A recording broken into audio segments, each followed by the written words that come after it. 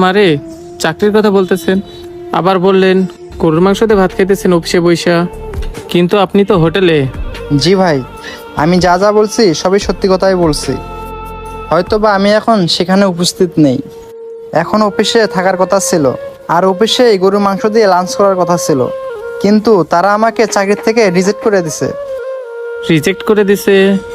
আপনার কি কাগজপাতিতে ঝামেলা আসেনি যে আপনারে রিজেক্ট করে দিল?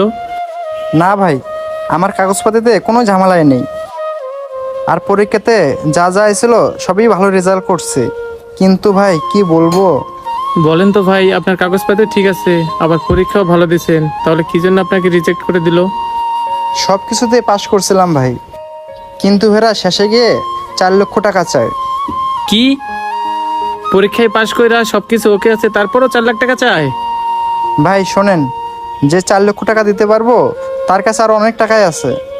এখন আমাকে যদি 4 লক্ষ টাকা দিয়ে চাকরি নিতে হয়, তাহলে ভাই এত কষ্ট করে লেখাপড়া করে কি করলাম? লেখাপড়া না করে 4 লক্ষ টাকা দিয়ে তো আমি একটা ব্যবসায় করতে পারতাম। ভাই জীবনে সবচেয়ে বড় ভুল করছি ছোটবেলায় কাজ কাম না শিখে পড়াশোনা করে। জানেন ভাই, আমাদের মতো গরিব মধ্যবিত্ত কিছু ছেলে আছে, তারা কষ্ট করে লেখাপড়া করে ভালো একটা চাকরির জন্য। পড়ালেখা শেষ করে চাকরির ইন্টারভিউ দিয়ে সব কিছু ঠিক থাকা সত্ত্বেও তখন তারা টাকা চায়, আর এই টাকার জন্যই চাকরি হয় না। তখন তাদের সাজানো স্বপ্নগুলো ভেঙে চুরমার হয়ে যায়। সেই স্বপ্ন ভাঙার কষ্টটা শুধু আমাদের মতো গরিবরাই বোঝে, ওই অফিসারেরা সেটা বোঝে না। স্বপ্ন ভাঙার কি যে কষ্ট। হ্যাঁ রে ভাই, কথাটা আপনি ঠিকই বলছেন। এই যে বাজান তোমার ভাত। কাকা, আমি তো আপনাকে শুধু বলছিলাম ডাউল দিয়ে ভাত দিতে, আপনি দেখি ভর্তা দিছেন, মাছ দিছেন।